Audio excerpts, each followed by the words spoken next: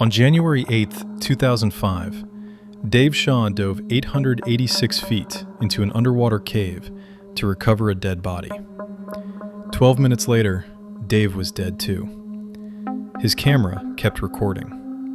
What it captured showed exactly what went wrong. 2 bodies went into that cave. Only 1 came back out. This is what happened at the bottom of Bushman's Hole.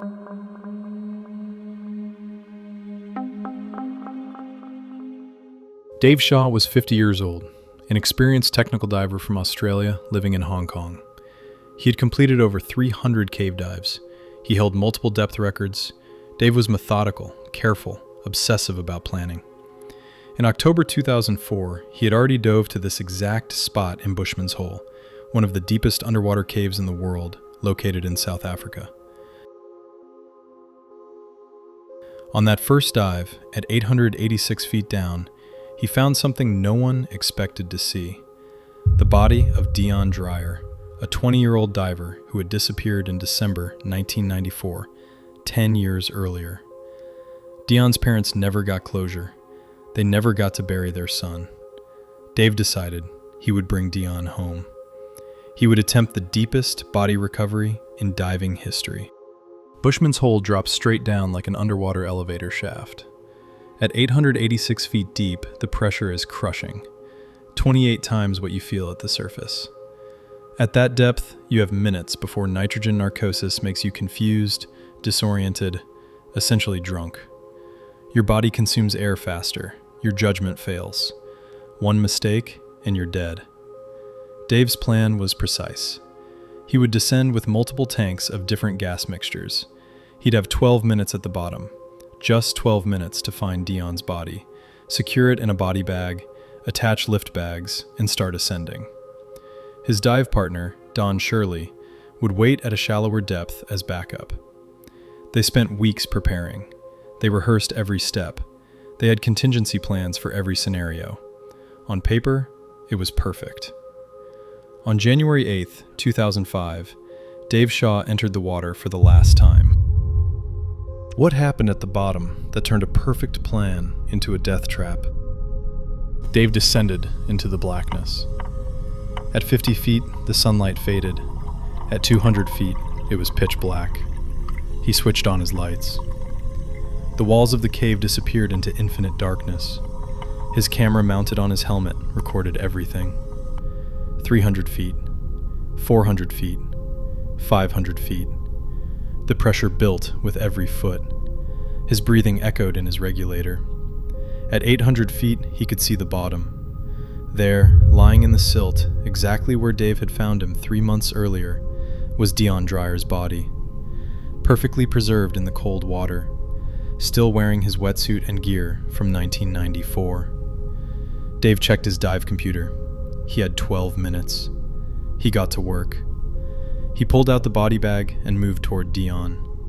That's when everything started to go wrong. The moment Dave touched Deon's body, the silt exploded. 10 years of sediment billowed up like a brown cloud, turning the water into complete darkness. Dave couldn't see anything. He tried to stuff Deon into the body bag, but the body wouldn't fit. Deon's arms were stiff, extended outward. Dave pulled. He pushed. Nothing worked. His breathing rate spiked. On the camera audio, you can hear him breathing faster, harder. Panic was setting in. At 886 feet deep, panic is a death sentence. Dave was now breathing through his air supply 3 times faster than planned. Nitrogen narcosis was clouding his judgment. He kept fighting with the body. The silt got worse. His lines tangled. Then Dave made a fatal decision. Instead of aborting the dive like his training demanded, he kept trying to force Deon into the bag. Above him, Don Shirley waited at the safety stop, unaware his friend was dying below.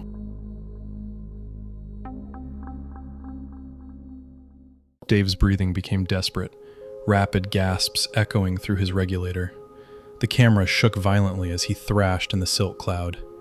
He had now been at the bottom for over 15 minutes, 3 minutes longer than planned. His air supply was running dangerously low.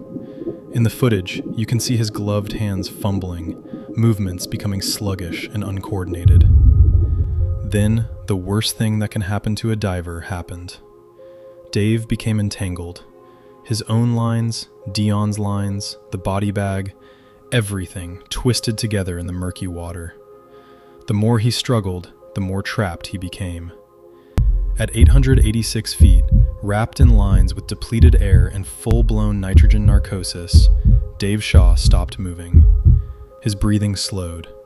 The camera tilted downward into the silt. And then, silence. Don Shirley, waiting above, checked his watch.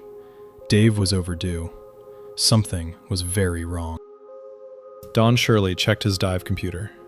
Dave was now 20 minutes overdue. Don made a decision that almost killed him, too.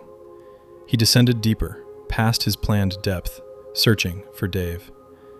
At 755 feet, he saw Dave's light below him, motionless on the bottom. Don wanted to go down further, but his own air supply and decompression limits were critical. If he went any deeper, he would die too. He had no choice.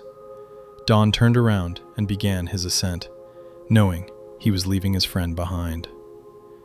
It took Don over 5 hours to safely decompress and reach the surface.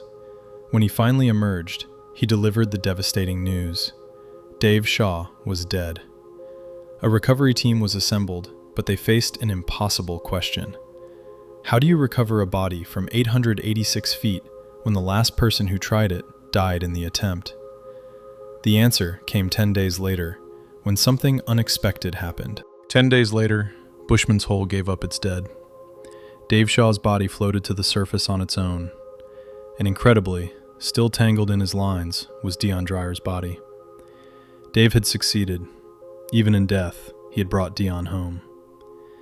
When recovery teams examined Dave's equipment, they found his helmet camera still attached. The footage was intact. Experts analyzed every second of that final dive.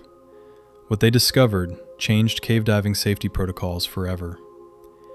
Dave had become entangled in the lines he'd brought to secure Deon. The silt cloud made it impossible to see. The narcosis made him unable to think clearly. And his determination to complete the mission overrode his survival instinct. Deon Dreyer was finally laid to rest by his family after 11 years. Dave Shaw was buried with full honors. His widow said he died doing what he loved, trying to help a family find peace. Today, both bodies rest on land, and the footage from Dave's camera remains the deepest record of what happens when even the most prepared diver faces the unforgiving depths. If you found this story as gripping as we did, hit that subscribe button for the Mystery Loop. We bring you the most incredible survival stories that most people have never heard. Drop a like if this story kept you watching, and let us know in the comments, would you ever attempt a dive like this? Thanks for watching, and we'll see you in the next one.